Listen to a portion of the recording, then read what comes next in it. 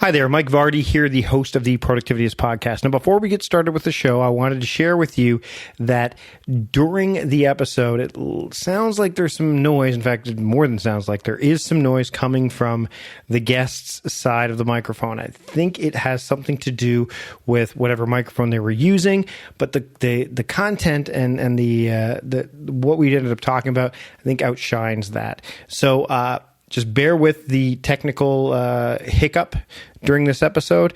I'm sure you're going to get a lot out of it. And again, if you have feedback, I'd love to hear it. podcast@productivityist.com. But for now, let's get things started with this episode of the Productivityist podcast.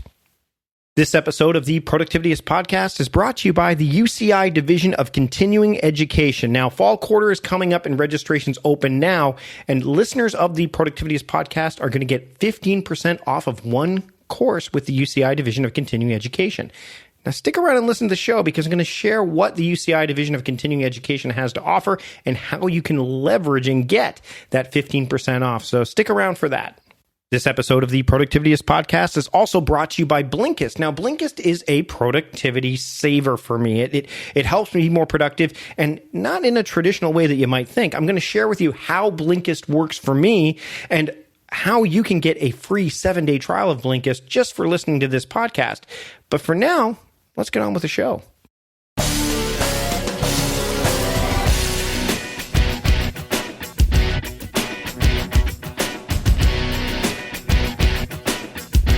Welcome to the Productivityist podcast. I'm your host, Mike Vardy, and this week on the show, I'm joined by Mike McDerment. Now, Mike is the co-founder and CEO of FreshBooks. You might have heard of FreshBooks before. It's the world's #1 cloud accounting software for self-employed professionals. Now, we talk about a lot of stuff during this episode, but want to focus on time management. You're thinking, well, how does the CEO and co-founder of FreshBooks, how does time management work for him personally and within the culture of FreshBooks? We get into that. We get into his book, Breaking the Time Barrier, fittingly the title of this episode, and a whole lot more. The culture is a big thing that we wanted to focus on during this episode. And Mike, there's something like he's got a really balanced life too, which we also cover during this episode to a degree. Lots going on here. This episode's been in the can for a while, and I'm so happy that I'm able to deliver it to you today. Here is my conversation with Mike McDerment here on the Productivityist podcast. Enjoy. I'd like to welcome Mike McDerment to the Productivityist podcast. Mike, thanks for joining me today. Thanks for having me. So how are things in Toronto? I mean, it's funny because whenever I get to talk to Canadians, I'm like, I miss Ontario to a degree. I mean, I love living on the West Coast, make no mistake. Victoria, BC is an amazing place to be.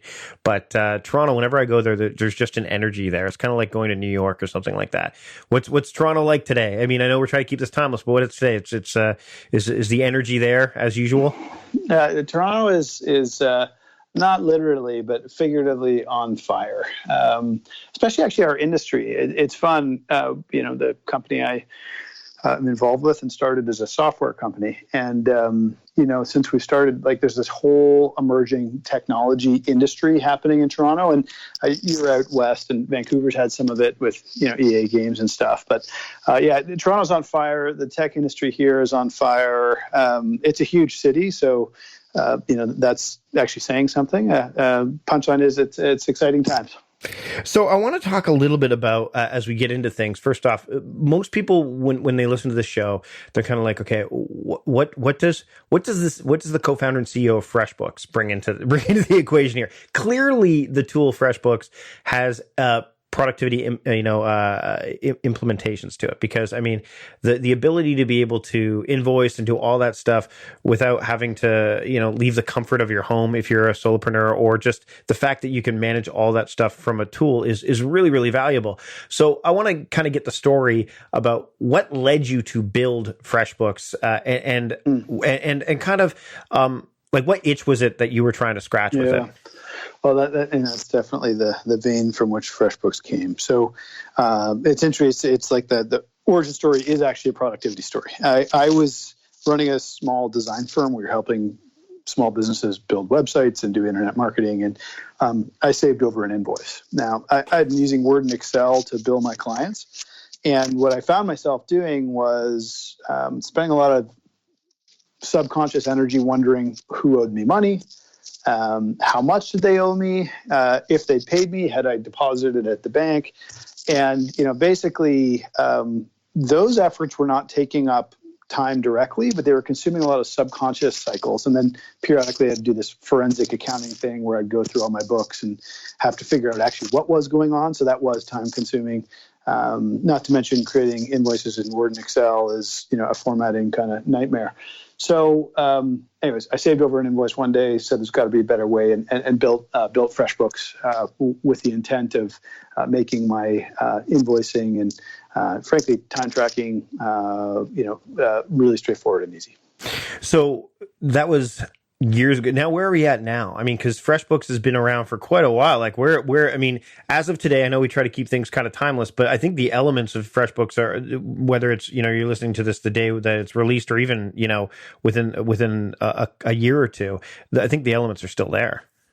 Yeah. So we started, over a decade ago. And since then, over 20 million people have used our software. We've helped people collect, hundreds of billions of dollars. That's kind of where we're at today. So we've come quite a way. And I actually haven't done the math on this in a while. I used to like to think about how many millions and millions of hours have we returned to people? Because the number one benefit of our offering is actually save time. Mm-hmm. Number two, get so if you used to spend a day or two or a half day a month, sort of billing your clients, or maybe you have somebody full-time dedicated to it. Just take whatever number it is and divide it by 4. And then you get that time back. You can use it to bill your clients, whatever it is. Yeah. So let's talk a bit about the equation between time and money, because I think it's one of those comparisons that a lot of people try to put together, especially people in my space, where they're saying, time is money. The idea that, it's the resource that you don't get back, that kind of thing. So you've got this book, which, it's called Breaking the Time Barrier: How to Unlock Your True Earning Potential. What can you define for my audience here, what the time barrier is in this particular work? Well, the book is designed for the kinds of people we serve at FreshBooks, which are people who get paid for their time and expertise.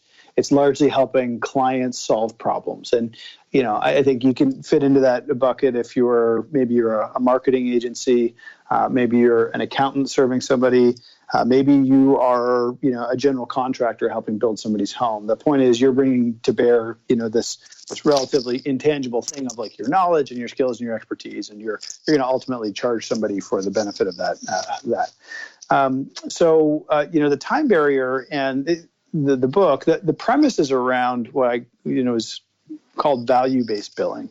So instead of charging for how much time you spend on something, instead charge for the value you bring, because the two don't always go together. And I think that's the thing that people don't understand. I would be happy to spend, to invest 10% of any improvement you offer me, back into you. Let's say 10%. Maybe it's 30%. Geez, maybe it's 80%, right? If I'll pay 80% to get 20% lift for, that's still a benefit to me. That may only take you, if it was $1 million project, and I can get $1 million of value from the work you do, but it only takes you 2 hours, I'm still getting $1 million worth of value. And so you probably shouldn't charge me for 2 hours unless you're charging $400,000 an hour or something like that, right? So the idea is hey, time and what you earn and the value you create is non. I don't want to say it's non-linear, but they don't connect. Measuring by time is kind of linear, but ultimately the work is creative work. So your productivity is non-linear. Sometimes I get more done in an hour than I get done in a week, it feels like, right? And so should you charge the same amount? If you're using time as a unit, are your customers even getting a good deal all the time? Maybe not. And then if you think about how fast the benefit of time and skills and experience. Today, I can help somebody, more effectively than I could a decade ago because of how I've developed. And yeah, you can hang a price tag on that, but the point is billing by the hour doesn't always capture these things. So that's these are some of the problems with the model. And it's, hey, let's introduce a new model that's better for you. Meal planning is important because it prevents us from being a disappointed wreck when dinner time comes around and we have no clue what to make, or even if we have the ingredients to make the meal. It's a time and a money saver, but most importantly, it frees up valuable brain space. Creating a meal plan prepares us for the week to come and gives us peace of mind that we're organized and can feed ourselves and our family. That's why I do it, and that's why Plan to Eat helps me do it. Your subscription includes access to the Plan to Eat website and fully featured mobile apps on iOS and Android. And Plan to Eat gives you the tools to clip and organize recipes from any website, the ones your family loves and that fit your dietary preferences and needs. And you can create a meal plan around your schedule. Then what happens is the Plan to Eat software automatically creates an organized shopping list based on your plan. So sign up for your free trial at plantoeat.com/timecrafting. That's plantoeat.com/timecrafting. The coupon will be automatically applied to your account and can be used when you're ready to subscribe. It's valid for new customers only. Give Plan to Eat a try today.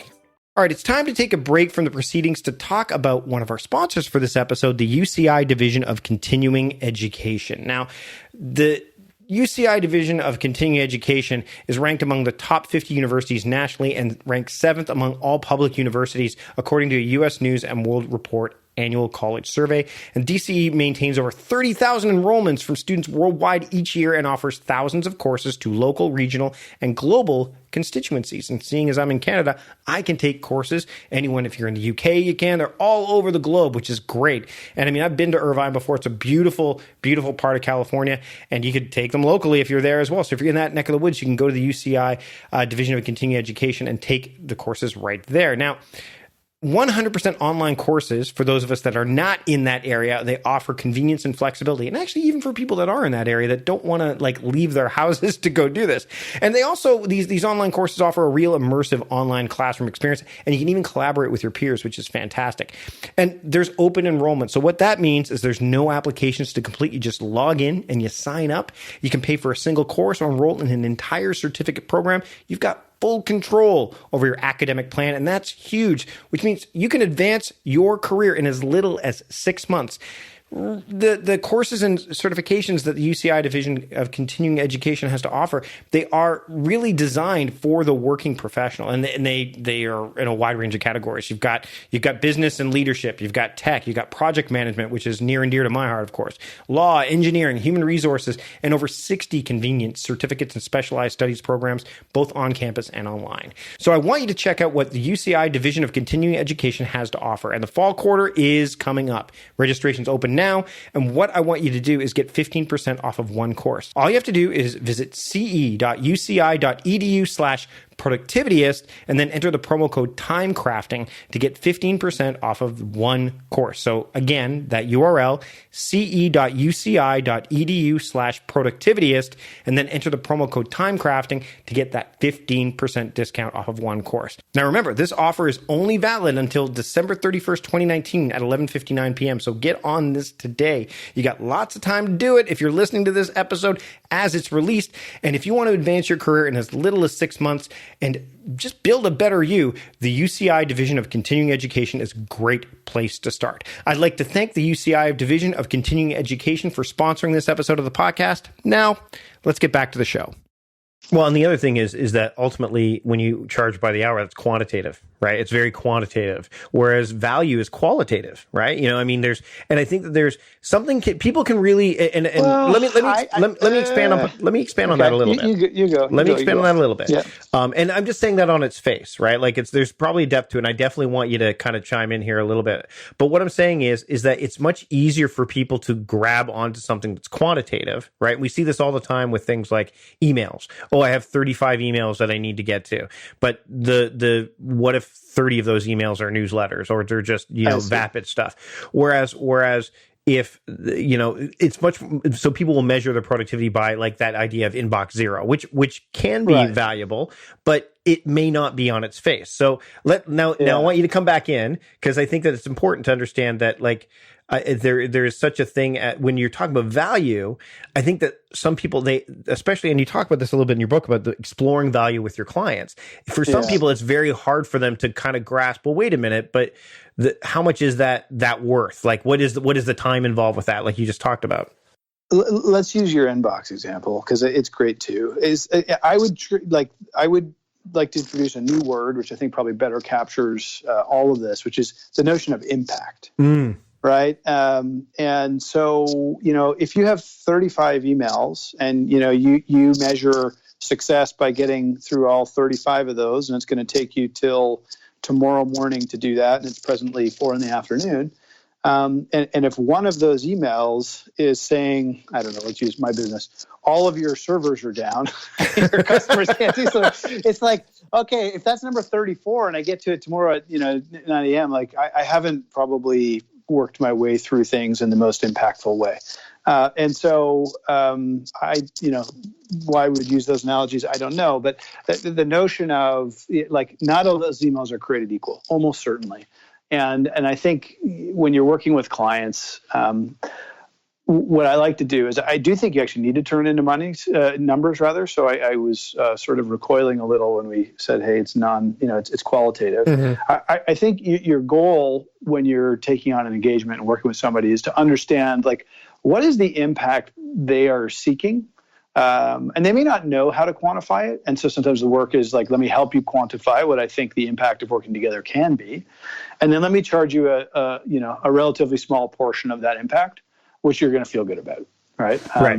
And so back to the $1 million example, maybe I'm going to charge you $300,000 so you can make $1 million. Right. Like that seems like a good trade-off. And it might take me $20,000 of cost to do that. Who knows? Right. But that's where you get into understanding, hey, what's the impact for you? How can I help, how do I help you get to a certain impact? What's that worth to you? And therefore, here's my fee. And I think value tells a better story too, versus time. You know what I mean? Like in terms of like, because if, let's say, for example, that $1 million project and you're basing it on value, if you deliver that value, that carries. Like that other client go, hey, this person did that. They're not going to say, you know what? Well, they charged X number per hour. They're going to tell about the value. They're going to lead with the value, and then let the other stuff kind of follow through in a lot of cases. Yeah, I agree. And just to build on this, the risk of going one step further, but it's kind of my favorite part about why billing by the hour is broken. I believe you need two things in business to be successful: shared values and alignment, right? And so with your best clients, hey, you like working with each other, you got a shared value system, and you're aligned on some goals and objectives. The thing about billing by the hour is it pits you and your client against each other. You are incented to spend more time doing something. They are incented to have you spend less time. And so the question is, how do we just take time out of this? And that's, value-based billing is one way to do that. So I'll leave it at that. But lots of good stuff in there. By the way, the book's an hour long. It's been downloaded by 250,000 people. If it doesn't change the way you think about, pricing yourself and presenting value and working with your clients, I'll be amazed. Encourage you to check it out. It's written as a fable. If you can tolerate that, please enjoy. And actually, it's funny. One of the fables are actually, I was just, before we chatted today, I had an interview with another podcast guest, Josh Kaufman, who wrote How to Fight a Hydra. And I'll put a link to that show in the show notes here. But fables are a way of really helping you kind of humanize messages and have the idea of metaphor and people learning from that respect. I love The Go-Giver. That's another great book, and The Alchemist. So I think that's a great way to present things because it kind of it's a bit disarming. Do you know what I mean? I'm not always, I wish I was proud of every single thing we did, but I'm a tough judge, so I'm not. I think the book and I think the fable really helps people shift a mindset. I think the fable lends itself to helping people transition their thinking. It's almost like, how do we sidestep specifics in a way and make a fantastical world that helps you see how this can live for somebody else. All right, so let's talk. You talked about alignment a little bit ago, and I'm gonna. There's a link that I'm putting in the show notes about why this CEO started a secret company to compete with his existing one, which is a fairly loaded headline, but it's about you. So why in the world would you do that? And share a little bit more about what that other company was that you created to compete with FreshBooks. Yeah, that is an odd headline. It's remarkable. That's about me. Jeez. But it's also true. So We are in technology. We started out in the early 2000s, and about I think of a software platform in our business, like you kind of get 10 years out of it, right? And it's time to make a change. And we were kind of at that 10-year mark, and I was looking into the future and saying, geez, I don't know that I just don't know that we win in 5 to 7 years if we don't change something. Our customers were really happy, but the world had changed since we started. New technologies had emerged to build the kinds of products that we offered. And another huge thing was smartphones came along. Like in 2004, there really are no smartphones. Fast forward, the iPhone comes out and everything changes. And the biggest change is consumers' expectations, right? So I want to be able to access anything, anywhere on any device. And by the way, I want to do things like push a button, have a car show up, and I want it all to be super easy and intuitive on this little screen. It turns out with our what we call our classic platform, we were able to build some of the best mobile products out there. But the challenge was we felt with our desktop version of our software, like we really were not going to be able to design the simple user experiences the market would demand. And for a variety of reasons, that basically just led us to like, hey, we actually need to rewrite our software. Once we came to that place and we decided to do it and we started actually working on it, the problem became, how do we know if it's better? Right. So we can work on it in the corner and we might love it, but you can also get high on your own supply sometimes. Right. So, and there's bias and there's bias in place from users already there, right? Like they already have in mind what FreshBooks is, right? Do you know what I mean? And there's bias from people inside the building. And it's interesting. There's a lot of the work we did was to try to help people unlearn things. Anyhow, so for those reasons and more, what we decided to do was actually we wanted to keep out of people's, like our competitors' crosshairs, and we wanted to also create an environment where people could take big risks, and we wanted to know that the new offering was business performant. And for these reasons, we said, okay, well, let's test it. And we thought about launching in a sort of market that we're not active in today. And what we decided instead was, let's not compromise. Let's create a secret and fictitious company. Let us build our new offering there. We'll sort of send traffic to it. We'll understand how it performs. And then when it's ready, we'll bring it over to be the new version of FreshBooks. And that's what we did. We created a new company called BillSpring, incorporated it. It had its own website, its own logo. People signed up. People loved it. And then one day we got a phone call, at FreshBooks saying, "Hi, I'd like to cancel my FreshBooks account, please." And we said, "Great, that's done for you. Why?" "Oh, I'm moving to this new company, BillSpring." And that was the day we knew we were we were on track, and it was time to move things over. So. So that's the story of BillSpring. It's a fascinating approach to a very opinion mine, and maybe I shouldn't be the one saying that, but I've never heard of anybody doing that before. I haven't either. Yeah. And so what was the fall? I'm gonna say fallout's not the right word. I'm gonna say it anyways. What was the fallout? What was the reaction when it finally, like you said, ta-da? So. I think there's different constituent groups, to answer that question. So first of all, our team just loved working on the project. That was great. We had a lot of our customers who were like, "It's great." We had some customers who were like, "It's not ready for me yet." And so we gave people the ability to move to the new FreshBooks and to return to Classic if they had that feeling. And then, obviously people who like a story and the business market and the rest of it, have really, it's kind of gotten a lot of attention for that reason, which is great because that's good marketing. So good on us. Hey, hard business problem. I like to talk about turning lemons into lemonade. I think we did that with this. So it was an 18-month experiment, a lot of time spent in it. And I mean, this is a great look at how you talked earlier about time and value. I mean, you spent a lot of time in there. The value that you got out of this experiment, would you say it was worth the time spent? For me, this was a bet the company, the impact is 10 years beyond the day you launch it kind of thing.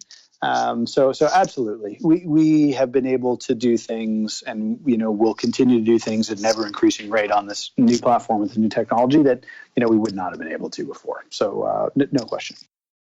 Okay, we're going to take another break from the podcast to talk about our other sponsor for this episode, Blinkist. Now, in this day and age, which is just filled with information coming at you all the time, and a world that just is in constant motion, speeding up faster than we can keep up with, it can be really difficult to find the time to sit down and just learn more. I mean, I've got a day called Learning Day, which is my Thursdays, and that's where I focus on learning because I needed to do that. Otherwise, I wouldn't have a way to really push forward with that. And I mean, there's so many things pulling at your attention, so you don't think you have the time necessarily to do all this. There's so many things we have to work on and juggle.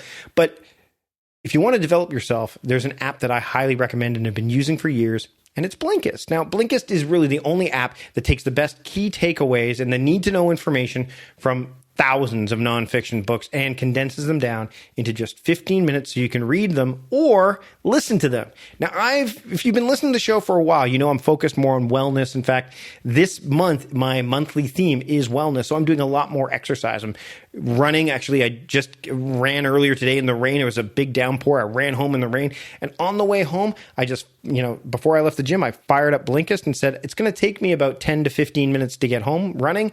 I'm going to listen to a book. And sure enough, it was just, I was filling my brain and making my body better all at the same time. It was fantastic. And Blinkist is made for busy people like you and me. You want to get the main points quickly, and you don't want to have to read necessarily the entire book because maybe you don't have time, or maybe you don't know if there's going to be, like, there can be a lot of filler in some books, right? That you may not want to get past. I know some people are like, oh, there's enough. I want to get to the meat. I don't want to necessarily read all of the stories surrounding it. And the audio feature, which I just talked about, Blinkist really, with that audio feature, makes it easy to finish a book during your commute, like I just did today, on your lunch break, or again, during your exercise. So I managed to kill two birds with one stone today. 8 million people are using Blinkist right now. I'm one of those 8 million, and it's got a massive and growing library from self-help, business, health to history books. It's fantastic. So again, I can't recommend Blinkist more. I mean, it's on my front page of my iPhone. It's like right there because I want to be able to learn things quickly, get the takeaways, especially as I'm working on my own book. I don't necessarily want to read an entire book while I'm trying to write my own, but I do want to keep feeding my brain during that process. And that's one of the ways I use Blinkist. There's a whole bunch of other ways I use it. Friends of mine have books on there. Paul Jarvis has got books on there. Cal Newport.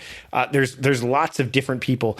You just go through the entire library of what Blinkist has to offer, and you will have a hard time, getting through all the books that you want to read. You're going to have a list. If you've got a Netflix queue, you're going to have a Blinkist queue soon enough, like I do. So I want you to benefit from Blinkist as well. And there is a special offer for Productivity's podcast listeners. So right now, what you can do is go to Blinkist.com/timecrafting, and you can start your free 7-day trial today. And in 7 days, imagine reading 7 books in 7 days.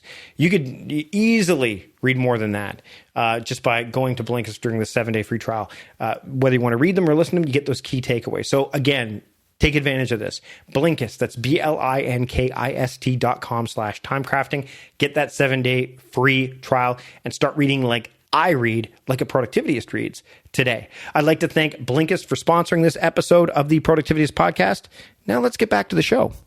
So do you have when we're looking at this, I mean, this is rather unconventional. The book, again, a parable, a fable, which is, we're seeing more of those books being written to teach lessons and life lessons and business lessons.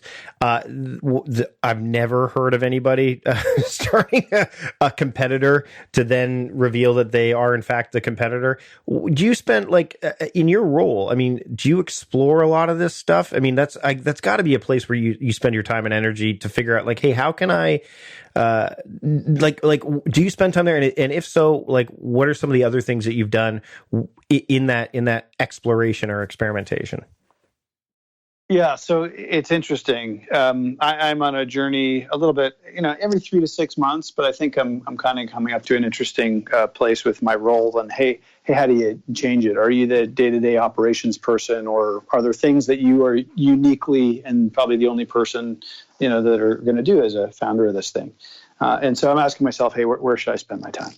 I believe FreshBooks, and I think I've been a big part of most of them, but it is a long track record of finding creative solutions to challenging business problems. Bill Spring is one example. We actually have a few others. When we rebranded and renamed our company, and this was in the earliest days of starting it up, but we had a name, it was awful, and we chose to rename.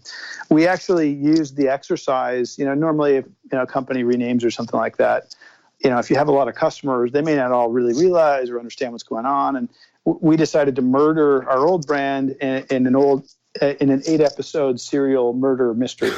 And so we used this opportunity. We created this format where we sent a story.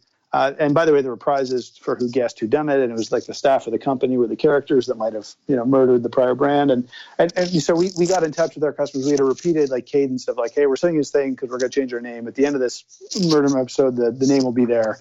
Anyways, the point of it is the customers at the time were like, who are these crazy people? And geez, this is a lot of fun. And no one was surprised when, the name was actually launched. And we turned, again, sort of lemons of hey, we might confuse people into we made a lot of fans. So you wouldn't think, and this is more of a personal tech that we're going to take here, is a company called FreshBooks. I mean, most people on the outside looking go, oh well, they're I'll simplify it. They help with my billing practices, right? They help with that kind of stuff. Yet the stuff you're talking about is incredibly creative, unconventional things that you would probably expect to have happen in a, not necessarily in a tool like FreshBooks. They almost seem to be somewhat contradictory, but they seem to be complementary. Is that how you approach a lot of the things that you, not just at work but in life? You seem to look at things through that lens. Is that something that you've always done, or is it just something that was born from just constantly or for just being involved in this space and saying, we need to come up with creative solutions to these kind of things that pop up?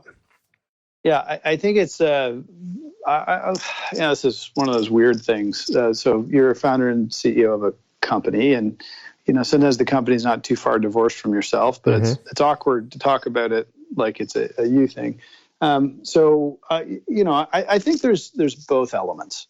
So I think we had some of that baked in, but I think we then went and hired some crazy and zany people who sort of kept that going and kept it going further. And, I tend to generally encourage that kind of thing around here, right? So I want to see it, and we reward and recognize people, taking unusual approaches to standard problems. And I can think of, we used to, I like to think we still do here and there, but we used to go to a lot of conferences. We do that less these days. We wouldn't go to a conference. We would stunt a conference. We always wanted to sort of win the conference and have people thinking about us. And we found all kinds of nutty ways to do that, and did it for a long enough period of time that people in our target segments were, they go to the conference kind of wondering what we're going to do next, right? Which is, that's something, right? So yeah, we spent actively deliberate time on this. I don't know that it shows up as much in my day-to-day life. Outside the office life. Yep. I kind of think of I like to think of the business as a canvas, and it's apply creativity to solving these problems. But I think it's part of our culture, and I trust and hope it will be sort of forever. So when you touched on the fact that you have people that you've got your quote zany folks that have come in and help you with this, it sounds a lot like there's this idea of meritocracy going on here that Ray Dalio talks about in Principles, like this, hey, how do we what are the best ideas that we have? Is that kind of how you approach this kind of stuff, and is it how you approach a lot of the stuff that you guys do at FreshBooks, or is it just kind of one piece of the puzzle? In principle, absolutely. In practice, it's not my experience that everyone on a team is necessarily great at this kind of thing. And so that's back to those zany people or the pirates. They're probably a subsegment of, a team at our scale now, which is hundreds of people. But it's by all means, when, the right thing surfaces, you want to get behind it and help bring it to life. As we get close to wrapping up here, I want to just touch on a little bit more about the work that you do and how you work. I'm going to link to I'm not going to go over how you work because Lifehacker's done that very well. We'll link to that in the show notes. But is there one particular way that you approach your work that you found has served you time and time again that maybe someone who's listening right now could take and begin to adopt themselves? So in terms of a productivity hack, and maybe I'll step back from it a little bit. Like I spend more of my energy now trying to think about how to preserve my energy in my proper mind space. You know, sometimes I can get dragged into some details and I don't mind that. Like there's a part of me that loves it. But when that happens, you know, I do lose some creativity cycles and I lose some perspective on, you know, the bigger problems. So I'm good at zooming in and zooming out day to day. But you know, the point is if you spend time at 100 feet, you know, it takes a little while to get back up to 50,000. So that's the thing. So with that is like, hey, like preserving my cycles, managing my energy, very important. This is like a productivity, I would say like a mental health hack for me, but I shut my phone off at like 7 p.m. on Friday nights. And I don't pick it up, you know, like, and when I say shut it off, I mean, I don't look at email, you know, I'm not available. You know, you can get to me, you know, if you know my cell number, you know, I'll look out for texts because that's usually where my friends get to me by, but I'm not working on the weekends. And I found that is critically important for me for not burning out, frankly. I need that time to recharge and repair and restore and get ready for the next thing. And I think, you know, sometimes people are just so busy all the time that they don't get to that other side of the brain that makes the nonlinear jumps. And those are the ones that are often, you know, the most impactful. Yeah. And you hear about employee time versus entrepreneur time and that blue, the idea of blue ocean strategy where you take like a day, like to not connect with anything, so you can better connect with those ideas that are internal, right? Like there's a lot of that stuff that happens.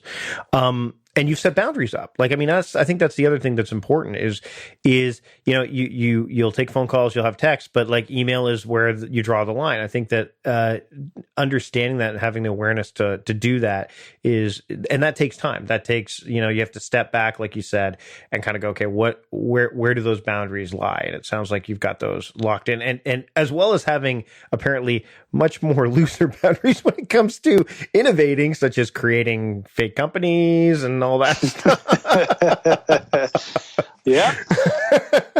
And on that note, I think that's a great place to wrap up. Mike, this has been a really great conversation. Where can people learn more about FreshBooks and keep up with you and what you got going on? Probably the best place to go if you send invoices to anybody, get paid for your time and expertise, like to work on your mobile phone or your desktop computer, is to go to freshbooks.com. If you invoice, you need FreshBooks, is what I like to say. Awesome, Mike. Thanks for joining me today on the Productivityist Podcast. Thanks for having me.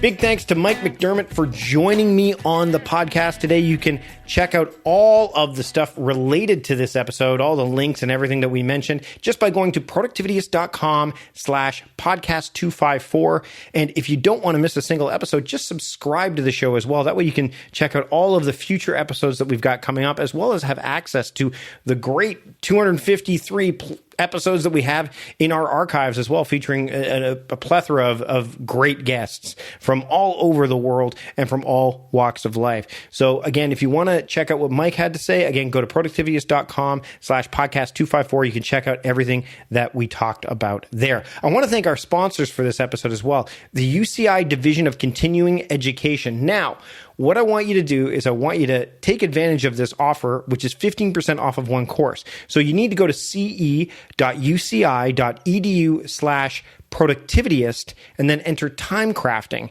to get 15% off of one course. So again, that's ce.uci.edu/productivityist and then enter the promo code timecrafting to get that 15% off of one course. Now remember, this offer is only valid until December 31st, 2019 at 11:59 p.m. So if you're listening to this closer to that date, jump on this opportunity now while you can. I also want to thank Blinkist for sponsoring this episode. And right now, for a limited time, once again, Blinkist has a special offer just for the audience of the Productivityist podcast, which is you. Go to Blinkist.com/timecrafting to start your free 7-day trial today. Again, that's Blinkist, Blinkist.com/timecrafting to start your free 7-day trial now. And I want to thank both our sponsors for being part of this episode of the podcast. I also want to thank John Polstra for putting together the show, the rest of my team for helping me with all of the administrative and show note stuff that is related to the podcast. And I want to thank you for listening. That's it for now. Until next time, I am Mike Barty, the host of the Productivityist podcast, reminding you to stop guessing and start going. See you later.